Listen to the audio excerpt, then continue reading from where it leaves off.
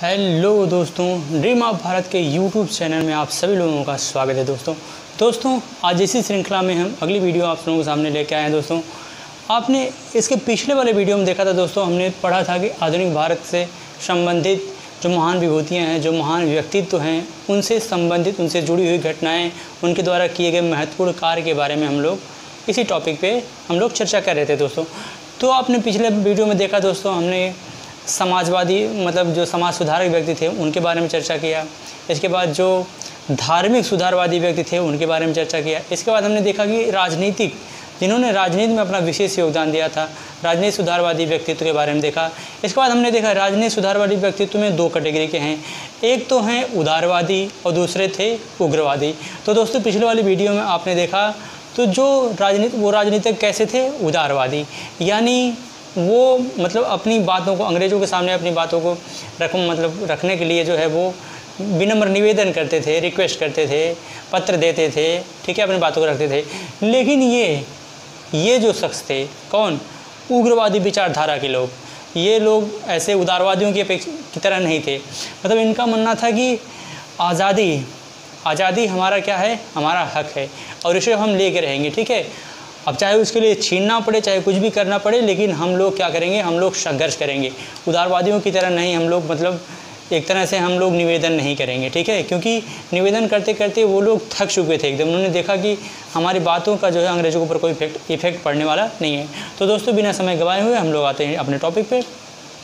तो आज देखना है दोस्तों सुधारवादी व्यक्तित्व में कैसे व्यक्तित्व हैं, राजनीतिक व्यक्तित्व हैं, और ये कैसे हैं, उग्रवादी व्यक्तित्व हैं, उग्रवादी व्यक्ति हैं। दोस्तों इनमें कौन कौन से हैं, बाल गंगाधर तिलक, कौन है दोस्तों, बाल गंगाधर तिलक, विपिन चंद्र पाल, मोतीलाल नेहरू, लाला लाजपत राय, देश बंधु चित्तरंजन दास, अरविंद घोष, चक्रवर्ती सी राजगोपालाचारी, अब्दुल गफ्फार, चक्रवर्ती सी राजगोपालाचारी, अब्दुल गफ्फार खान, सरदार वल्लभ भाई पटेल, अबुल कलाम आज़ाद, जमुना लाल बजाज, सुभाष चंद्र बोस।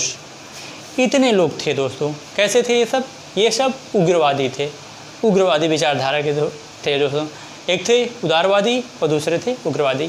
तो दोस्तों हम लोग सबसे पहले देखते हैं, आइए इनसे जुड़ी हुई घटनाओं के बारे में, इनके द्वारा जो किए गए कार्य हैं। बाल गंगाधर तिलक, बाल गंगाधर तिलक, इन्हें दोस्तों इन्हें बेताज बादशाह कहा जाता था। इन्हें क्या कहा जाता था दोस्तों, बेताज बादशाह,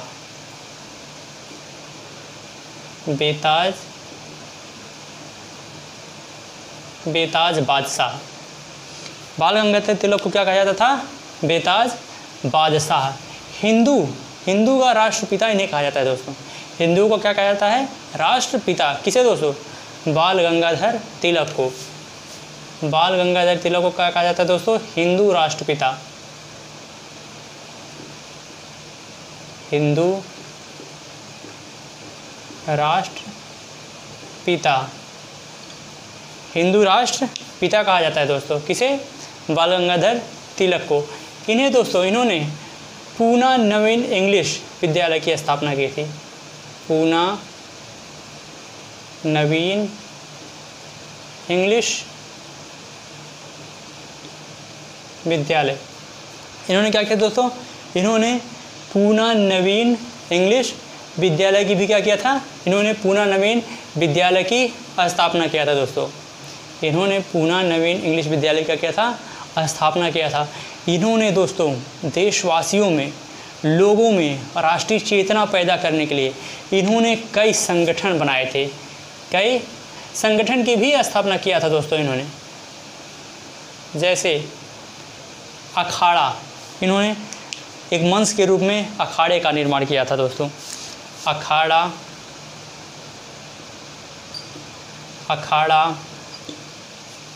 लाठी क्लब,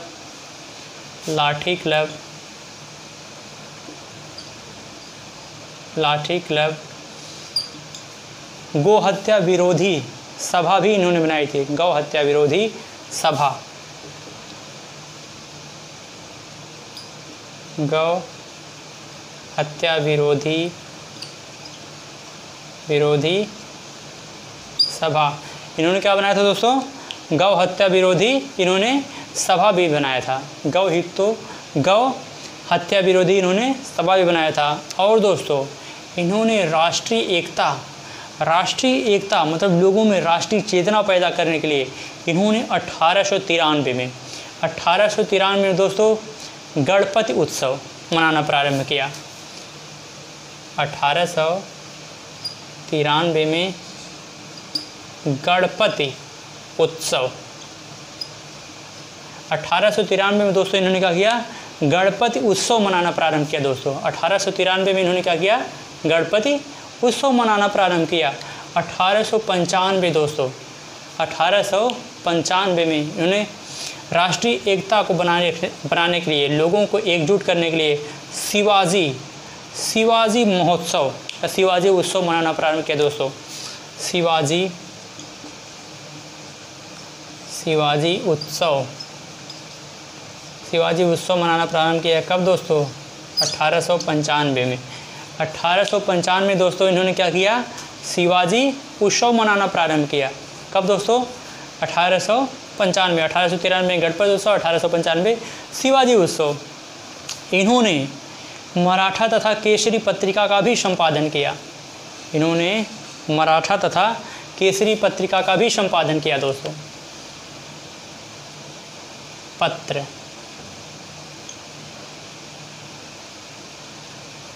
मराठा और केसरी, मराठा और केसरी इन्होंने इस पत्र का भी क्या किया, संपादन किया। इनके द्वारा कई महत्वपूर्ण पुस्तक लिखी गई है दोस्तों, जैसे गीता रहस्य। कौन सी बुक है दोस्तों, गीता रहस्य।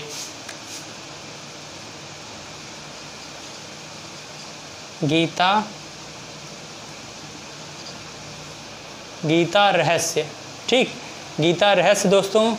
और Arctic home of the Aryan, Arctic home of the Aryan, Arctic home of the Aryan,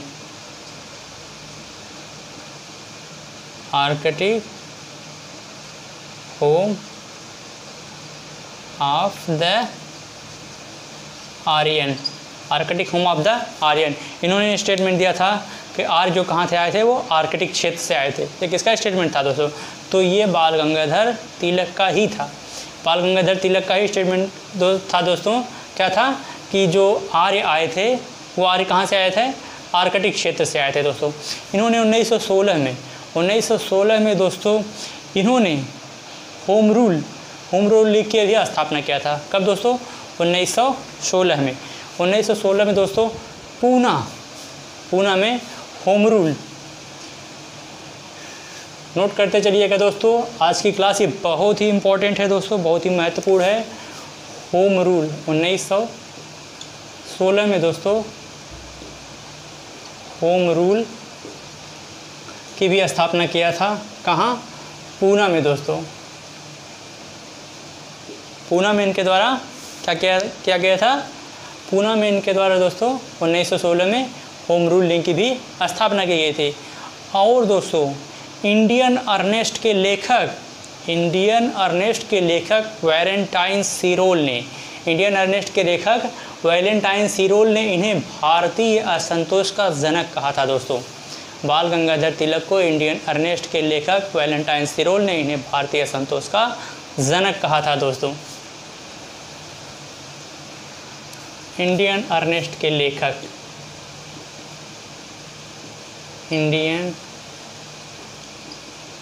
Ernest के लेखक वैलेंटाइन सीरोल ने भारतीय असंतोष का जनक कहा, भारतीय असंतोष का जनक। इंडियन अर्नेस्ट के लेखक वैलेंटाइन सीरोल ने इन्हें क्या कहा, भारतीय असंतोष का जनक। और बाल गंगाधर तिलक, इसके बारे इनसे संबंधित जितने भी महत्वपूर्ण बातें थी, जितने भी महत्वपूर्ण फैक्ट थे दोस्तों, हमने चर्चा कर लिया। अब इसके बाद दोस्तों देखते हैं बिपिन चंद्र पाल। बिपिन चंद्र पाल, आप लोग जानते हैं दोस्तों, तिकड़ी, बाल लाल पाल, बाल लाल और पाल ये उग्रवादी विचारधारा के थे दोस्तों। ये तिकड़ी बहुत ही प्रसिद्ध है इतिहास में दोस्तों, नोट करते चलिएगा दोस्तों हमारे साथ साथ। इसके बाद है दोस्तों बिपिन चंद्र पाल, इन्होंने पारदर्शक नामक साप्ताहिक पत्रिका का संपादन किया दोस्तों। पारदर्शक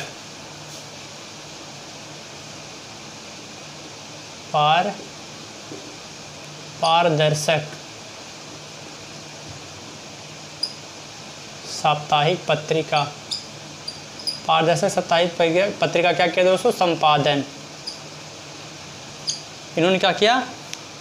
इन्होंने पारदर्शक साप्ताहिक पत्रिका का क्या किया दोस्तों? संपादन किया। इनके द्वारा इनकी कई महत्वपूर्ण बुकें हैं दोस्तों, जैसे मेरे जीवन और समय की यादें, इनकी बुक दोस्तों, इनके द्वारा इनकी 2 बुकें हैं, मेरे जीवन और समय की यादें।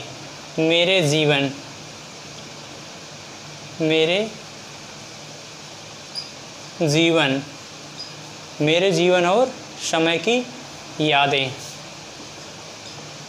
समय की यादें, मेरे जीवन और समय की यादें। इनकी 2 महत्वपूर्ण ये पुस्तक है दोस्तों, मेरे जीवन और समय की यादें। इन्होंने अरविंद घोष के खिलाफ गवाही देने से मना कर दिया था, जिसकी वजह से इन्हें 6 वर्ष का कारावास की सज़ा हुई थी दोस्तों। 6 वर्ष के कारावास की सज़ा हुई थी इन्हें, किस लिए? क्योंकि इन्होंने दोस्तों अरविंद घोष के खिलाफ गवाही देने से मना कर दिया था दोस्तों। इन्होंने इंडियन इंडिपेंडेंस, इन्होंने दोस्तों इसके बाद दोस्तों इनसे संबंधित लगभग जितनी बातें थी लगभग हो गया दोस्तों। मेरे जीवन और समय की यादें, ये इनकी 2 महत्वपूर्ण बुकें थी। इन्होंने अरविंद घोष के खिलाफ गवाही देने से मना कर दिया, जिसकी वजह से इन्हें 6 साल का क्या हुआ? 6 साल का कारावास हुआ। और इन्होंने साप्ताहिक एक पत्र भी निकाला था, जिसका नाम क्या था? पारदर्शक साप्ताहिक नामक एक पत्र भी इन्होंने निकाला था। इसके बाद अगला दोस्तों जो शख्स है वो है मोतीलाल नेहरू। मोतीलाल नेहरू, इनके बारे में दोस्तों देखते हैं। इन्होंने इंडियन इंडिपेंडेंस नामक इन्होंने समाचार पत्र भी निकाला दोस्तों। इन्होंने इंडिपेंडेंस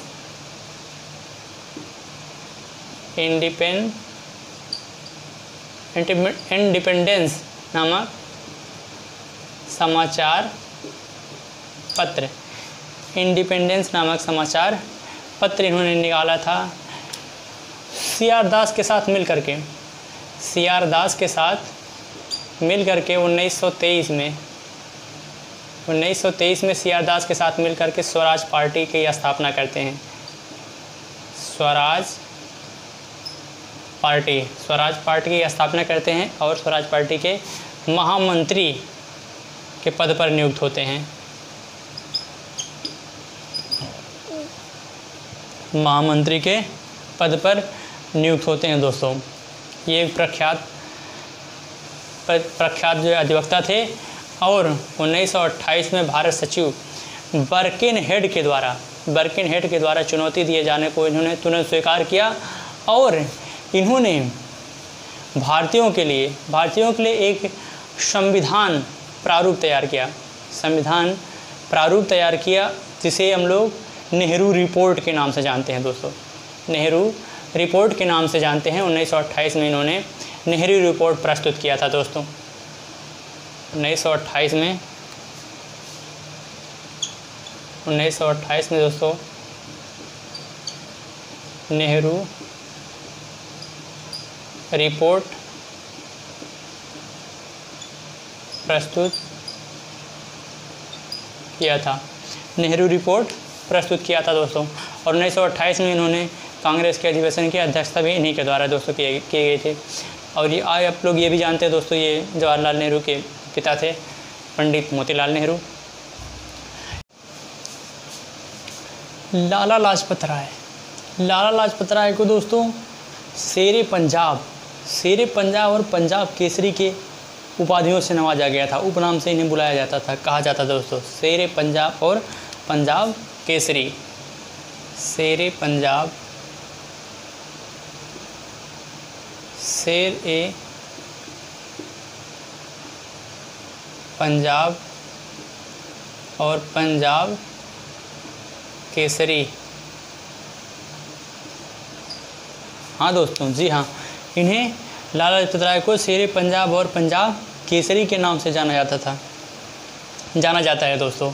इनके द्वारा कई स्कूल कॉलेज स्थापित किए गए दोस्तों, जैसे दयानंद वैदिक एंग्लो स्कूल, दयानंद वैदिक एंग्लो स्कूल और राष्ट्रीय कॉलेज ऑफ लाहौर, राष्ट्रीय कॉलेज दयानंद एंग्लो स्कूल, इनके द्वारा विद्यालय कौन से स्थापित किए गए हैं? तो पहला है दोस्तों दयानंद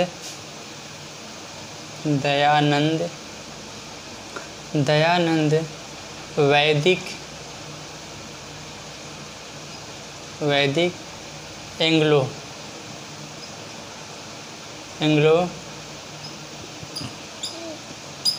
स्कूल। दयानंद वैदिक एंग्लो स्कूल यह कहाँ स्थापित किया गया था दोस्तों? तो लाहौर में।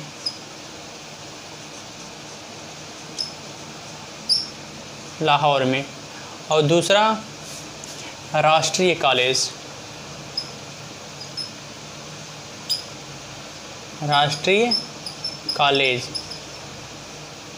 ये भी कहाँ स्थापित किया गया दोस्तों इनके द्वारा? तो लाहौर में। लाहौर दयानंद वैदिक एंग्लो स्कूल और राष्ट्रीय कॉलेज लाहौर, ये दोनों कॉलेज जो है लाहौर में स्थापित किए गए थे दोस्तों। और कालांतर में इन्हीं कॉलेजों से भगत सिंह और सुखदेव, भगत सिंह और राजगुरु जैसे महान क्रांतिकारी आगे चल कर उभर करके आए हैं, इसी विद्यालय से शिक्षा ग्रहण करके आए भगत सिंह और राजगुरु। इनके द्वारा कई पुस्तक लिखी गई थी दोस्तों, इनके द्वारा कई पुस्तक लिखी गई थी और इन्होंने पत्र का भी संपादन किया था। इनके द्वारा कौन कौन से पत्र का संपादन किया गया दोस्तों? वंदे मातरम, द पीपुल, इनके द्वारा कौन कौन से पत्र का संपादन किया गया था? वंदे मातरम और पीपुल। वंदे मातरम और पीपुल, इन्होंने दो पत्र का क्या किया था? संपादन किया था दोस्तों। और 1928 में दोस्तों, 1928 में जब साइमन कमीशन भारत आता है तो साइमन कमीशन के भारत आने का जो विरोध कर रहे थे, विरोध करने के फलस्वरूप अंग्रेजी सरकार ने लाठीचार्ज कर दिया। लाठीचार्ज के फलस्वरूप जो है लाला लाजपत राय के सर पे लाठी से चोट लग जाती है, जिसके फलस्वरूप इनकी क्या होती है? मृत्यु हो जाती है। इन्होंने कहा था कि ब्रिटिश सरकार के द्वारा मेरे शरीर पे एक एक प्रहार, जो ब्रिटिश सरकार ने मेरे शरीर पे प्रहार किया है, एक एक प्रहार ब्रिटिश साम्राज्यवादी के लिए ताबूत की कील साबित होगा। ब्रिटिश साम्राज्यवादी को उखाड़ फेंकने में ताबूत की कील साबित होगा। और अंततः दोस्तों 1928 में लगी चोट के कारण इनकी क्या हो जाती है? मृत्यु हो जाती है दोस्तों। इसके बाद है दोस्तों देशबंधु चित्तरंजन दास। चित्तरंजन दास को देशबंधु के नाम से जाना जाता है दोस्तों। चित्तरंजन दास को देशबंधु के उपनाम से जाना जाता है दोस्तों। CR दास को देशबंधु के उपनाम से जाना जाता था दोस्तों। ये एक प्रख्यात अधिवक्ता थे दोस्तों, ये एक प्रख्यात अधिवक्ता थे। 1908 में अलीपुर षड्यंत्र और ढाका षड्यंत्र में 1908 में अलीपुर षड्यंत्र और ढाका षड्यंत्र में इन्होंने सफलतापूर्वक जो है नेतृत्व किया था या सफलतापूर्वक जो है अपना पक्ष रखा था। 1908 में अलीपुर षड्यंत्र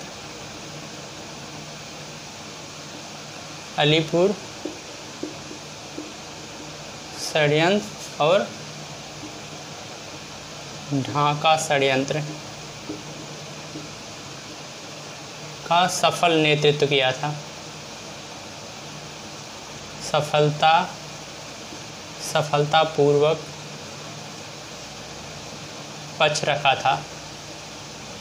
सफलतापूर्वक पक्ष रखा था दोस्तों। इन दोनों केसों में इन्होंने क्या किया दोस्तों? सफलतापूर्वक अपना पक्ष रखा था। अलीपुर षड्यंत्र और ढाका षड्यंत्र, इनके द्वारा 2 पत्र का भी संपादन किया गया दोस्तों। साथ साथ आप लोग दोस्तों नोट करते चलिएगा। 2 पत्र का इनके द्वारा संपादन किया गया दोस्तों। पत्र वंदे मातरम और फॉरवर्ड। वंदे मातरम और फॉरवर्ड। वंदे मातरम और फॉरवर्ड।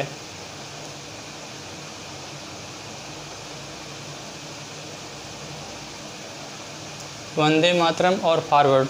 वंदे मातरम और फॉरवर्ड दोस्तों, इनके द्वारा 2 पत्र का संपादन किया गया था। कौन कौन दोस्तों? वंदे मातरम और forward. India for freedom.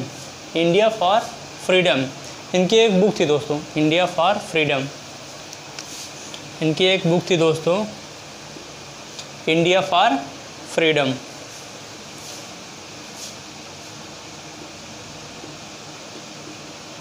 Book थी दोस्तों India for freedom.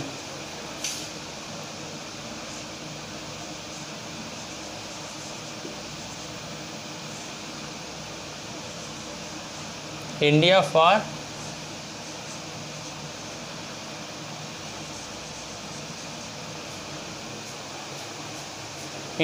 Freedom. India for freedom इनकी क्या थी दोस्तों? इनकी बुक थी। और इनका पत्र कौन कौन था? वंदे मातरम और फॉरवर्ड पत्र का इन्होंने संपादन किया था। और इन्होंने 1908 में अलीपुर षड्यंत्र और ढाका षड्यंत्र का सफलतापूर्वक इन्होंने अपना पक्ष रखा था। इसके बाद दोस्तों अरविंद घोष। अरविंद घोष दोस्तों, ये शुरू में एक उग्रवादी विचारधारा के क्रांतिकारी थे, लेकिन अंत में ये क्या करते हैं कि सब कुछ छोड़ छाड़ के अलीपुर षड्यंत्र केस के बाद ये क्या करते हैं, जब वहाँ से रिहा होते हैं, क्योंकि 40 लोगों के साथ अरविंद घोष जो है गिरफ्तार हुए थे। इसके बाद जब छोड़ छाड़ के ये लास्ट में जो है पांडिचेरी चले जाते हैं और वहाँ अपना आश्रम स्थापित करते हैं और वहीं जो है जीवन पर्यंत तक वहीं रहते हैं। देख लेते हैं इनके बारे में दोस्तों हम लोग। अरविंद घोष, इनके द्वारा कई जो है अलीपुर षड्यंत्र में अलीपुर षड्यंत्र में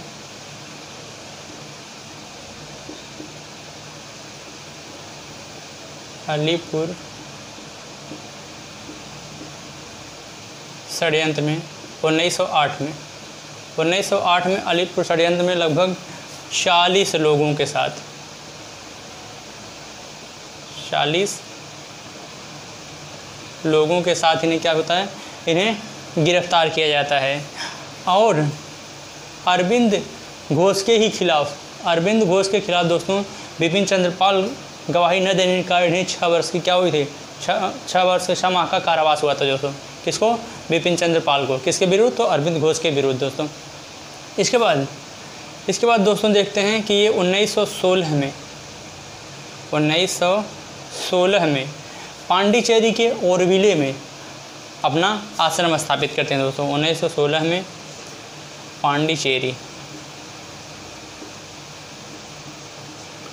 पांडिचेरी के ओरविले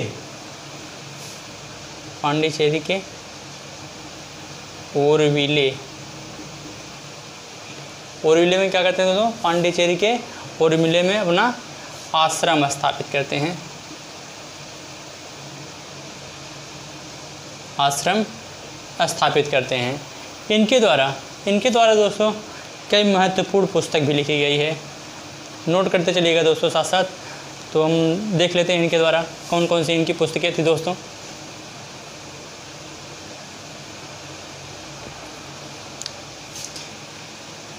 एसेज ऑन गीता, इनकी जो प्रमुख पुस्तकें थी दोस्तों वो है एसेज ऑन गीता। इनकी बुक प्रसिद्ध बुकें हैं दोस्तों, essays on Gita, essays on Gita,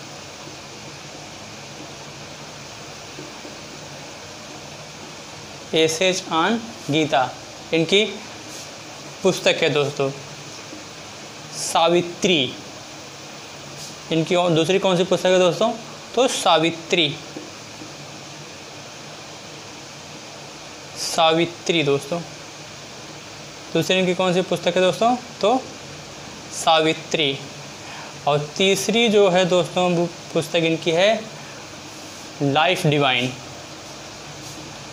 divine life.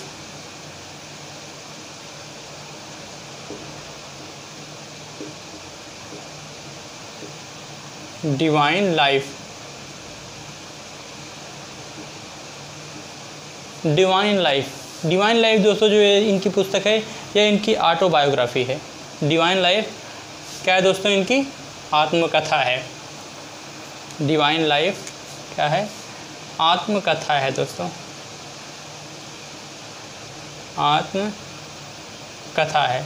Divine life दोस्तों अरविंद घोष की क्या है, यह आत्मकथा है। इसके बाद दोस्तों इन्होंने पत्र का भी संपादन किया था, इनके द्वारा पत्र का भी संपादन किया गया था दोस्तों, वंदे मातरम और कर्मयोगी पत्र, वंदे मातरम और कर्मयोगी, वंदे पत्र, वंदे मातरम, वंदे मातरम और वंदे मातरम और कर्मयोगी दोस्तों, कर्म योगी, वंदे मातरम और कर्म योगी, इनके द्वारा ये दो पत्र भी प्रकाशित किए गए दोस्तों। इसके बाद दोस्तों ये सिविल सर्विस का एग्ज़ाम भी क्वालिफाई किए थे, लेकिन इन्होंने ज्वाइन नहीं किया था दोस्तों। अरविंद घोष, इनके एक भाई थे दोस्तों बारिंद्र घोष, बाद में वो भी जो है कहाँ चले जाते हैं, इनके जो पांडिचेरी में इन्होंने औरविले में अपना आश्रम स्थापित किया था, तो उसी आश्रम में बाद में वो भी चले जाते हैं दोस्तों। उनके बारे में भी हम बाद में देखेंगे दोस्तों। तो आगे देखते हैं दोस्तों चक्रवर्ती सी राजगोपालाचारी, चक्रवर्ती सी राजगोपालाचारी, चक्रवर्ती सी राजगोपालाचारी 1937 में दोस्तों मद्रास में इन्हीं के सहयोग से, चक्रवर्ती गोपालाचारी के सहयोग से ही 1937 में मद्रास में कांग्रेस की सरकार बनी थी दोस्तों। और 1937 में दोस्तों 1937 में मद्रास में इनके सहयोग से कांग्रेस की सरकार बनी थी दोस्तों, कांग्रेस की सरकार बनी थी दोस्तों, कांग्रेस की सरकार बनी थी। इसके बाद इनके सहयोग से कांग्रेस की मद्रास में सरकार बनी थी। इसके बाद 1952 में दोस्तों ये मद्रास के सीएम बनते हैं। 1952 में दोस्तों मद्रास के सीएम बनते हैं दोस्तों, मद्रास के सीएम यानी मुख्यमंत्री। ये 1952 में मद्रास के मुख्यमंत्री बनाए जाते हैं दोस्तों। सी राजगोपालाचारी, आप लोग ये भी जानते हैं दोस्तों स्वतंत्र भारत के ये पहले और अंतिम, प्रथम और अंतिम क्या थे? गवर्नर जनरल थे दोस्तों। कौन? सी राजगोपालाचारी। स्वतंत्र भारत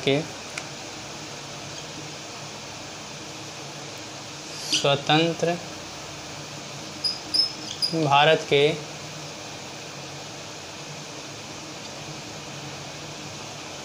पहले और अंतिम, स्वतंत्र भारत के पहले और अंतिम, प्रथम और अंतिम गवर्नर जनरल थे दोस्तों।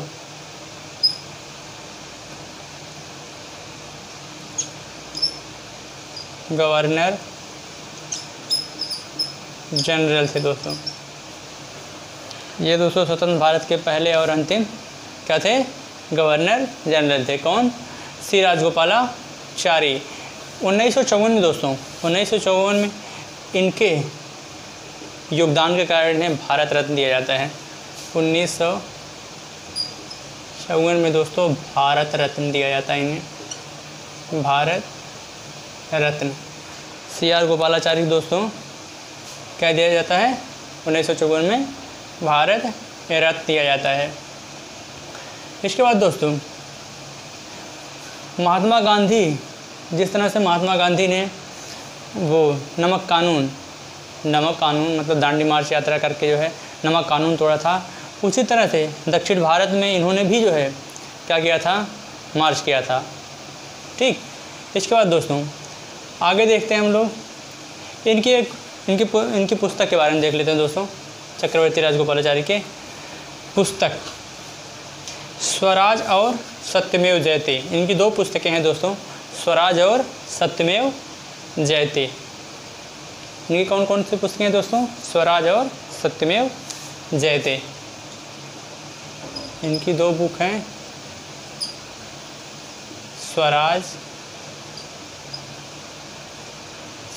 और सत्यमेव जयते। सत्यमेव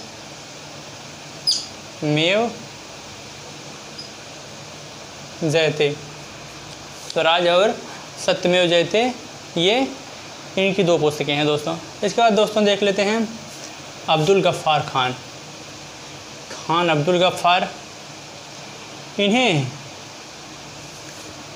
ये दोस्तों एक महान क्रांतिकारी थे, ये एक महान क्रांतिकारी थे दोस्तों। खान अब्दुल गफ्फार खां को दोस्तों सरहदी गांधी या सीमांत गांधी के नाम से जाना जाता है दोस्तों। सरहदी गांधी या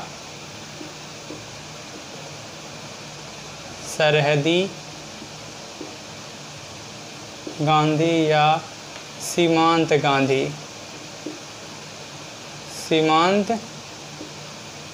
गांधी, सरहदी गांधी या सीमांत गांधी कहा जाता है। इन्हें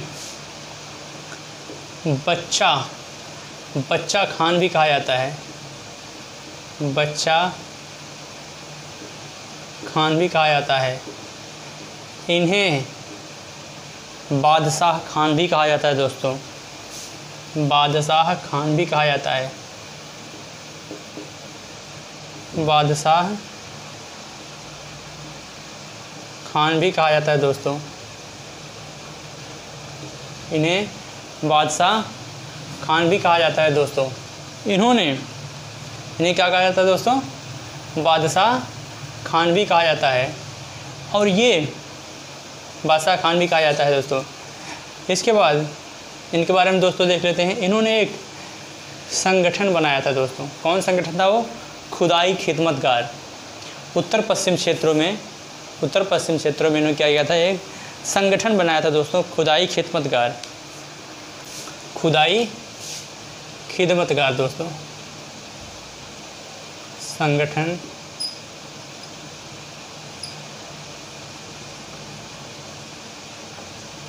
खुदाई खिदमतगार।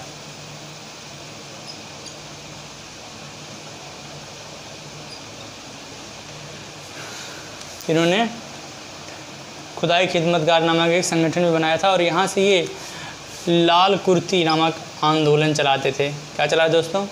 लाल कुर्ती।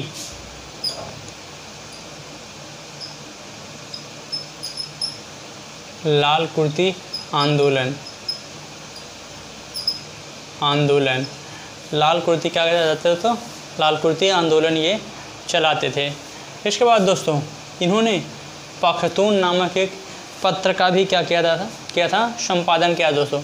इन्होंने पख्तून नामक एक पत्र का भी संपादन किया था, जिसका बाद में नाम बदल करके 10 रोज़ा कर दिया, जिसका बाद में नाम बदल क्या किया था दोस्तों 10 रोज़ा। इन्होंने एक पत्र का भी संपादन किया दोस्तों, पत्र पख्तून। इन्होंने एक पत्र पख्तून का भी क्या किया दोस्तों, इन्होंने एक पत्र पख्तून का भी संपादन किया था। बाद में इसका नाम बदल करके क्या कर दिया गया, परिवर्तित नाम कर दिया गया 10 रोज़ा। पख्तून का नाम बदल करके क्या कर दिया गया 10 रोज़ा। और इनके योगदान के लिए दोस्तों, इनके योगदान के लिए इन्हें भारत रत्न से नवाजा जाता है, भारत रत्न से नवाजा जाता है दोस्तों। और ये पहले ऐसे शख्स थे जिन्हें जो है विदेशी भारतीय भारत रत्न जो है इन्हें दिया गया था। किसे दोस्तों, तो अब्दुल गफ्फार खान को।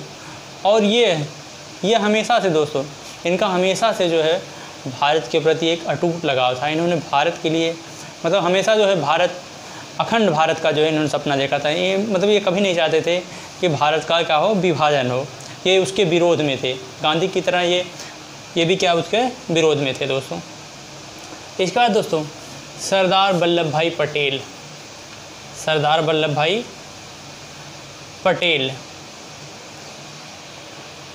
1928 में दोस्तों बारदौली के आंदोलन में, ठीक, बारदौली की महिलाओं के द्वारा दोस्तों इन्हें, या बारदौली की महिलाओं की तरफ से महात्मा गांधी ने इन्हें सरदार की उपाधि दी थी, या बारदौली की महिलाओं जो है इन्हें क्या दी थी, सरदार की उपाधि दी थी दोस्तों। सरदार वल्लभ भाई पटेल इन्होंने कई जो है आंदोलनों का सफल नेतृत्व भी किया था। इसके बाद कई आंदोलनों में इन्होंने बढ़ चढ़ के भी हिस्सा लिया था, जैसे दोस्तों सविनय अवज्ञा आंदोलन, भारत छोड़ो आंदोलन, बारदौली सत्याग्रह, अहमदाबाद आंदोलन, अहमदाबाद का मील मजदूर आंदोलन। ठीक है दोस्तों, देख लेते हैं।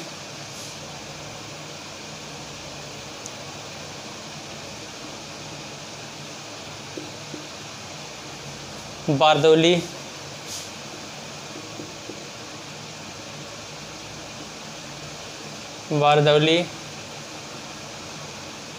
1928 में, सविनय अवज्ञा 1930 में, सविनय अवज्ञा 1930 में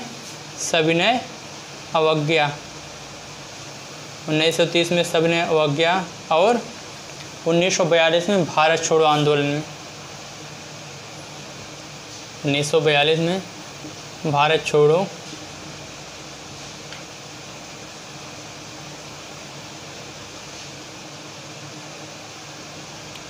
आंदोलन में इन्होंने सक्रिय भूमिका निभाई थी दोस्तों।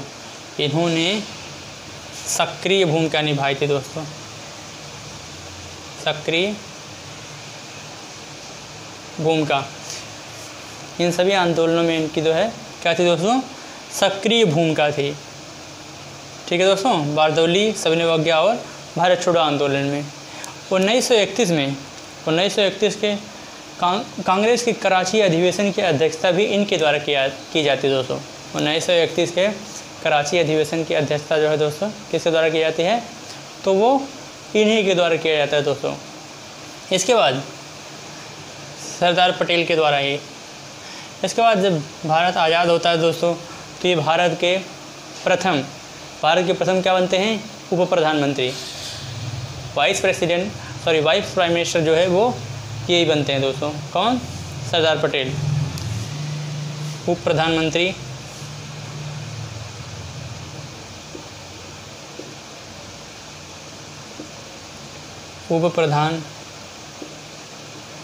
मंत्री, संचार मंत्री,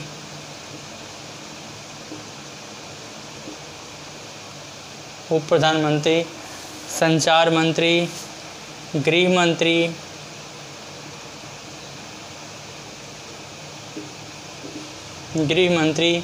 तो ये जब भारत आज़ाद हुआ तो इन सभी पदों पे जो है ये इन्होंने अपना योगदान दिया दोस्तों।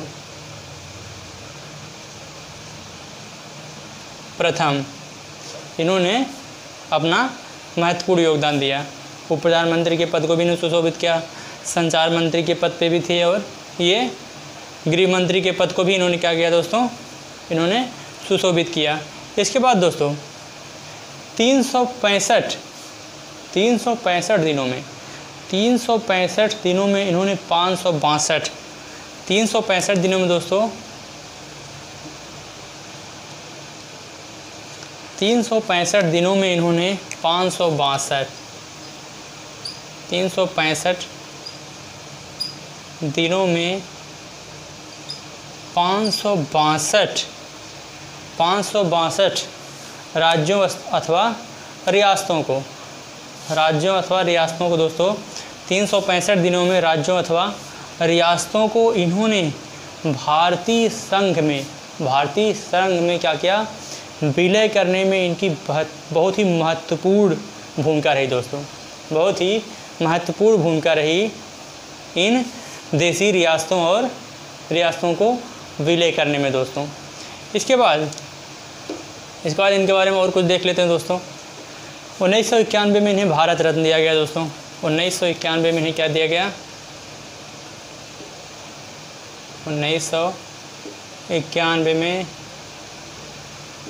भारत रत्न, 1991 में दोस्तों इन्हें क्या दिया गया, भारत रत्न के पुरस्कार से इन्हें नवाजा गया। इसके बाद दोस्तों इन्होंने अहमदाबाद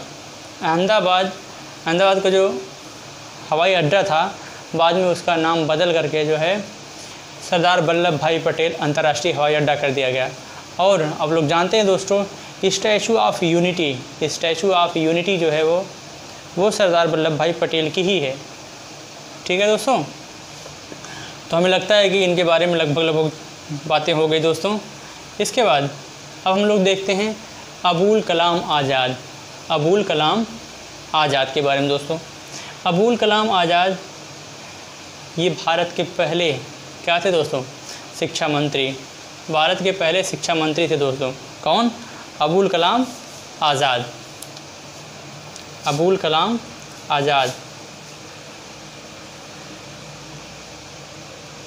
ये एक भाषाविद भी थे दोस्तों, ये भाषाविद भी थे, भाषा के जानकार भी थे, शिक्षाविद भी थे, शिक्षाविद भी थे दोस्तों। और ये एक पत्रकार भी थे दोस्तों, तो अबुल कलाम आज़ाद ये बहुमुखी प्रतिभा के धनी थे दोस्तों। भाषाविद भी थे, शिक्षाविद भी थे और पत्रकार भी थे। प्रथम शिक्षा मंत्री भी थे,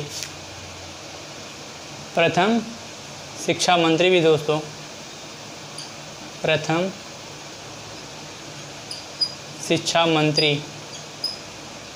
शिक्षा मंत्री भी इन्हें दोस्तों बनाया गया। किसे?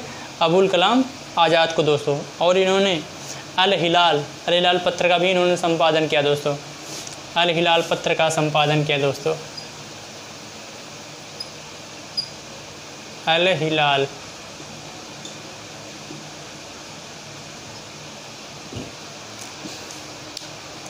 पत्र का दोस्तों, अल हिलाल पत्र का इन्हीं के द्वारा संपादन किया दोस्तों।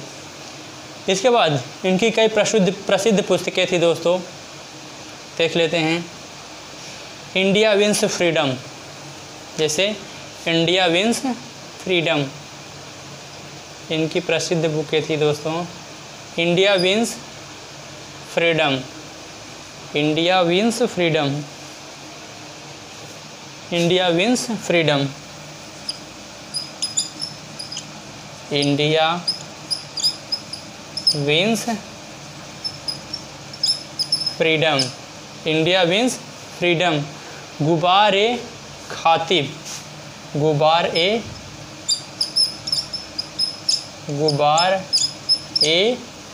खातिए,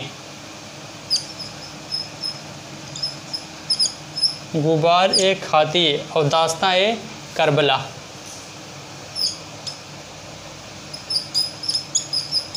दास्तां ए करबला। ये तीन इनकी महत्वपूर्ण बुकें थी दोस्तों। कौन कौन सी? India wins freedom, India wins freedom, Ghubar e Khatir और दास्तां ए करबला। गुबार ए खातिए, दास्तां ए करबला और इंडिया विंस फ्रीडम, ये तीन इनकी प्रस्तुति दोस्तों क्या थी? ये तीन इनकी प्रसिद्ध पुस्तकें थी दोस्तों। किसकी? अबुल कलाम आज़ाद की। 1992 में दोस्तों इन्हें भारत रत्न भी दिया जाता है। 1992 में दोस्तों इन्हें क्या किया जाता है? 1992 में भारत रत्न भी दिया जाता है दोस्तों। 1992 में भारत रत्न दिया जाता है। और कांग्रेस के 1923 के कांग्रेस के विशेष अधिवेशन की अध्यक्षता भी दोस्तों, 1923 के कांग्रेस के विशेष अधिवेशन की अध्यक्षता वो किसके द्वारा की जाती है दोस्तों? तो अबुल कलाम आज़ाद के द्वारा ही की जाती है। और कहाँ किया जाता है दोस्तों? तो दिल्ली में। और ये कांग्रेस की अधिवेशन की अध्यक्षता करने वाले सबसे युवा अध्यक्ष भी थे दोस्तों। कौन? अबुल कलाम आज़ाद। अबुल कलाम आज़ाद ये कांग्रेस के अधिवेशन की अध्यक्षता करने वाले सबसे युवा अध्यक्ष और सबसे अधिक बार इन्होंने अधिवेशन की अध्यक्षता भी की थी दोस्तों। इसके बाद जमुना लाल बजाज। इसके बाद दोस्तों किसके बारे में देखते हैं हम लोग? जमुना लाल बजाज के बारे में दोस्तों। आप लोग साथ साथ नोट करते चलिएगा दोस्तों। जमुना लाल बजाज, इन्होंने दोस्तों आंदोलन में महात्मा गांधी के साथ इन्होंने कई आंदोलनों में अपनी महत्वपूर्ण सक्रिय रूप से भूमिका निभाई। इन्होंने दोस्तों जैसे होम रूल आंदोलन में इन्होंने अपनी सक्रिय रूप से भूमिका निभाई दोस्तों। होम रूल आंदोलन, होम रूल आंदोलन, होम रूल, होम रूल आंदोलन, होम रूल आंदोलन, असहयोग आंदोलन दोस्तों, असहयोग आंदोलन, होम रूल आंदोलन, असहयोग आंदोलन, होम रूल आंदोलन, असहयोग आंदोलन और सविनय अवज्ञा आंदोलन। होम रूल, असहयोग और सविनय अवज्ञा आंदोलन में आपने सक्रिय रूप से भूमिका निभाई। असहयोग आंदोलन,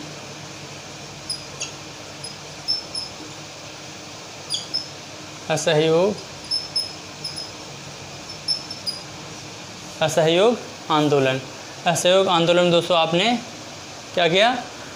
आपने सक्रिय रूप से भूमिका निभाई और आपने ब्रिटिश के द्वारा दी गई जो ब्रिटिश ने आपको उपाधि दी थी राय बहादुर, आपने राय बहादुर की उपाधि भी क्या की? त्याग दी दोस्तों। आपने राय बहादुर की उपाधि भी क्या किया था? त्याग दिया था दोस्तों। राय बहादुर, राय बहादुर की उपाधि ने त्याग दिया था दोस्तों।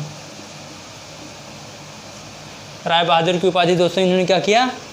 त्याग दिया दोस्तों। इन्होंने स्वागत समिति के अध्यक्षता की भी भूमिका निभाई दोस्तों। स्वागत समिति के अध्यक्ष के पद पे भी इन्होंने कार्य किया था। स्वागत समिति के अध्यक्ष, स्वागत समिति, स्वागत समिति के क्या थे दोस्तों? ये अध्यक्ष थे। स्वागत समिति के अध्यक्ष थे दोस्तों। स्वागत समिति के अध्यक्ष थे। इन्होंने गौ सेवा संघ, इन्होंने गौ सेवा संघ की भी स्थापना की थी दोस्तों। इन्होंने गौ सेवा संघ की भी स्थापना की थी। गौ सेवा संघ की भी स्थापना इनके द्वारा किया गया था दोस्तों। और गांधी सेवा संघ की भी स्थापना की थी दोस्तों। गौ सेवा संघ, गौ सेवा संघ और गांधी संघ, गांधी संघ, मतलब ये सामाजिक कार्य किए थे दोस्तों। सामाजिक कार्य के लिए इन्होंने गौ सेवा संघ और गांधी संघ की स्थापना की थी। गौ सेवा संघ और गांधी संघ की स्थापना की थी। सेवाग्राम आश्रम स्थापित करके दोस्तों, सेवाग्राम आश्रम स्थापित करके इन्होंने महात्मा गांधी को दिया था दोस्तों। किसने? जमनालाल बजाज ने आश्रम स्थापित करके इसे दिया था दोस्तों, तो महात्मा गांधी को दिया था सेवाग्राम आश्रम स्थापित करके दोस्तों।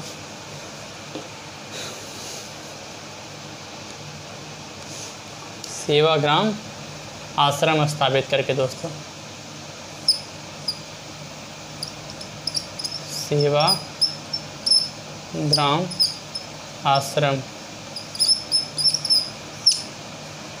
सेवाग्राम आश्रम स्थापित करके दोस्तों इन्होंने किसे दिया था? तो महात्मा गांधी को दिया था दोस्तों।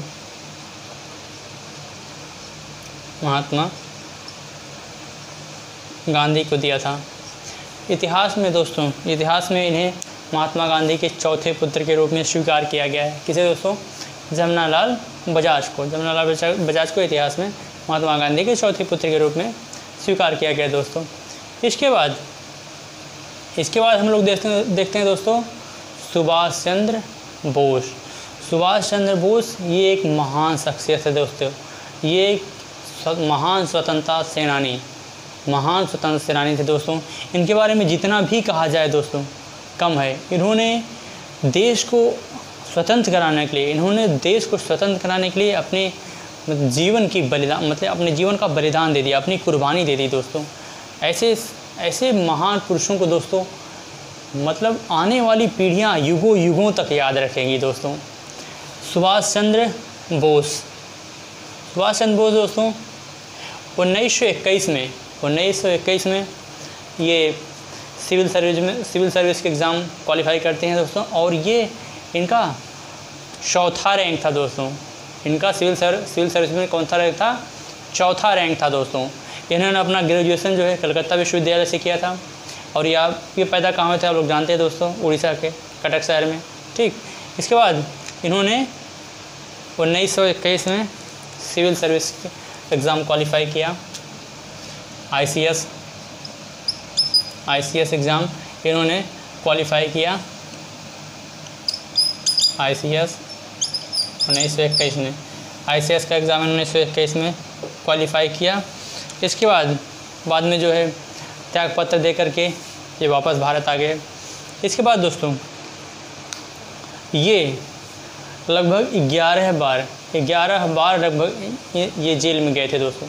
11 बार इन्हें जो है जेल में बंद किया गया था अंग्रेज़ों द्वारा। और दोस्तों आप लोग जानते हैं कि इन्होंने सुभाष चंद्र बोस ने ही गांधी को सबसे पहले राष्ट्रपिता कहा था। राष्ट्रपिता की उपाधि किसने दी थी महात्मा गांधी को? तो सुभाष चंद्र बोस ने इन्होंने ही दिया था दोस्तों। इसके बाद ये सुभाष चंद्र बोस ये जो है जब नेहरू रिपोर्ट प्रस्तुत करते हैं, नेहरू अपनी रिपोर्ट जब प्रस्तुत करते हैं तो जवाहरलाल नेहरू के साथ सुभाष चंद्र बोस ने जो है उनका कहीं न कहीं समर्थन नहीं करते हैं, और ये लोग कहते हैं कि हमें स्वराज नहीं, हमें स्वशासन नहीं, हमें स्वराज चाहिए। हमें स्वशासन नहीं, हमें स्वराज चाहिए। किसने कहा था दोस्तों? तो सुभाष चंद्र बोस ने ही कहा था। इन्होंने कहा था। इसके बाद गांधी जी आश्वासन देते हैं कि अगर 1 वर्ष के अंदर अगर अंग्रेज़ों ने अगर ऐसी कोई हमारी शर्त नहीं मानी तो स्वराज से कम कुछ भी नहीं होगा। ये किसने कहा था दोस्तों? तो महात्मा गांधी ने कहा था। इसके बाद दोस्तों देखते हैं आप लोग 1938 में, तो 1938 में इन्होंने कांग्रेस की अध्यक्षता भी की। 1939 में भी ये विजित हुए। इसके बाद पट्टाभी सीतारमैया को जो है महात्मा गांधी ने उनको सपोर्ट दिया था। इसके बाद महात्मा गांधी ने कहा कि पट्टाभी सीतारमैया की हार जो है वो मेरी हार है। इसके बाद ये इस्तीफ़ा दे देते हैं। इसके बाद इन्होंने फॉरवर्ड ब्लॉक का गठन किया 1942 में दोस्तों। 1939 में दोस्तों क्या किया इन्होंने? फॉरवर्ड ब्लॉक का गठन किया दोस्तों। 1939 में दोस्तों फॉरवर्ड ब्लॉक का गठन किया गया। फॉरवर्ड ब्लॉक का गठन किया गया। फॉरवर्ड ब्लॉक का दोस्तों गठन किया गया किसके द्वारा? तो सुभाष चंद्र बोस के द्वारा फॉरवर्ड ब्लॉक का गठन किया गया। इसके बाद दोस्तों इसके बाद ये देश छोड़ करके कहाँ चले जाते हैं? बाहर चले जाते हैं, कभी जर्मनी के, अफ़गानिस्तान से बाद में इन्हें जो है अंग्रेज़ों के द्वारा जब इन्हें नज़रबंद कर लिया जाता है, इनको घर में ही कैद कर दिया जाता है, तो बाद में एक मुस्लिम शख्स का वेश बदल करके जो यहाँ से निकलते हैं और अफ़गानिस्तान से होते हुए जो है यह सीधा मास्को पहुँच जाते हैं। फिर मास्को से ये बर्लिन जाते हैं, ठीक है। फिर ये विदेशों में रह करके इन्होंने जो है क्रांतिकारी को जो है क्रांतियों को बढ़ावा दिया और हमेशा जो है प्रयासरत रहे। यहाँ तक कि उन्होंने बर्लिन रेडियो स्टेशन से इन्होंने जो है भाषण दिया और सभी को एकदम जोश आत्मविश्वास से भर दिया। और यहाँ तक कि इन्होंने कहा दोस्तों कि तुम मुझे खून दो, मैं तुम्हें आज़ादी दूंगा। ये नारा दोस्तों किसने दिया? सुभाष चंद्र बोस ने ही दिया दोस्तों। तुम मुझे खून दो, मैं तुम्हें आज़ादी दूंगा। दिल्ली चलो, ये सब प्रमुख नारे दोस्तों इन्हीं के थे, सुभाष चंद्र बोस के ही थे दोस्तों नारे। तुम मुझे खून दो, मैं तुम्हें आज़ादी दूंगा। तुम मुझे खून दो, तुम मुझे खून दो, मैं तुम्हें आज़ादी दूंगा। इसके बाद दिल्ली चलो। इसके बाद दोस्तों एडोल्फ हिटलर जो एक तानाशाह के नाम से जाना था, उसने इन्हें सर्वप्रथम नेताजी कह के बुलाया। सबसे पहले नेताजी किसने कहा? तो एडोल्फ हिटलर ने जो है सुभाष चंद्र बोस जी को क्या कहा? नेताजी कहा। ये बाद में आगे चल करके इन्होंने अस्थायी सरकार का भी गठन किया दोस्तों, अस्थायी सरकार का गठन किया और लगभग 9 राष्ट्रों ने अपना समर्थन दिया दोस्तों, 9 राष्ट्रों ने अपना समर्थन दिया। इसके बाद दोस्तों ये क्या करते हैं? अस्थायी सरकार का गठन करते हैं दोस्तों, अस्थायी सरकार का गठन करते हैं दोस्तों, अस्थायी सरकार का गठन। दूसरी बार अस्थायी सरकार का गठन कौन करता है दोस्तों? तो सुभाष चंद्र बोस करते हैं। और पहली बार कौन किया था? तो पहली बार जो है अफ़गानिस्तान में अस्थायी सरकार का गठन राजा महेंद्र प्रताप ने किया था दोस्तों। इसके बाद अस्थायी सरकार का गठन करते हैं। इसके बाद दोस्तों ये वहाँ से जापान आते हैं। फिर जापान के सहयोग से बाद में दोस्तों हम बहुत ज़्यादा डिटेल में आपको नहीं बताएंगे, सिर्फ फैक्ट के बारे में हम लोग आज पढ़ेंगे, ठीक। इसके बाद दोस्तों ये आज़ाद हिंद फ़ौज के जो है सर्वोच्च सेनापति बनाए जाते हैं। इसके बाद इनके नेतृत्व में सब कुछ ठीक ठाक था। इसके बाद इन्होंने लगभग मलाया से होते हुए लगभग ये पूर्वोत्तर भारत तक पहुंच गए थे दोस्तों, पूर्वोत्तर भारत तक पहुंच गए थे। लेकिन दुर्भाग्यवश, क्योंकि सपोर्ट कौन कर रहा था? सपोर्ट जापान कर रहा था। और जापान दुर्भाग्य से, क्योंकि सेकेंड वर्ल्ड वॉर चल रहा था, द्वितीय विश्व युद्ध उसमें चल रहा था। इसके बाद द्वितीय विश्व युद्ध में अमेरिका ने जापान के 2 प्रमुख शहरों हिरोशिमा और नागासाकी पे क्या किया? अपना परमाणु बम गिरा दिया, जिसकी वजह से दोस्तों जापानी सेना ने आत्मसमर्पण कर दिया। और जब जापानी सेना ने आत्मसमर्पण कर दिया तो कहीं न कहीं आज़ाद हिंद फ़ौज के सैनिकों का भी मनोबल टूटने लगा और ब्रिटिश सैनिक उन पर हावी होते गए और धीरे धीरे उन्हें क्या किया गया? उन्हें गिरफ्तार कर लिया गया। इसके बाद दोस्तों आप जानते हैं कि फार्मोसा द्वीप पर जाते समय दुर्भाग्य से और रहस्यमयी तरह से सुभाष चंद्र बोस की मृत्यु हो जाती है दोस्तों। और आज तक ये एक अनसुलझी पहेली बना हुआ है दोस्तों, अभी तक ये क्लियर नहीं हुआ। इसके बाद दोस्तों बाद में जो इसके प्रमुख व्यक्ति थे आज़ाद हिंद फ़ौज के, कर्नल प्रेम सहगल, शहनवाज खां और गुरबख्श दयाल ढिल्लों। बाद में इन लोगों को जो है गिरफ्तार करके वो नौसेना लाल किला मुकदमा चलाया जाता है दोस्तों। इसके बाद जो है इसके आगे हम लोग चर्चा नहीं करेंगे दोस्तों। इसके बाद हम देखते हैं कि सुभाष चंद्र बोस के राजनीतिक गुरु जो थे वो कौन थे दोस्तों? CR दास दोस्तों। जब सुभाष चंद्र बोस वापस जब आते हैं ICS से त्यागपत्र दे करके, तब ये CR दास से बहुत प्रभावित होते हैं दोस्तों और इन्हें अपना जो है राजनीतिक गुरु मानते हैं CR दास को। इसके बाद दोस्तों अभी इनके बारे में पढ़ना तो बहुत कुछ है, लेकिन दोस्तों चूँकि समय का अभाव है इसलिए हम अपने बातों को यहीं समाप्त करना चाहते हैं दोस्तों। हम चाहते हैं कि अब आप लोग हमें इजाज़त दीजिए। तब तक के लिए जय हिंद, जय भारत दोस्तों।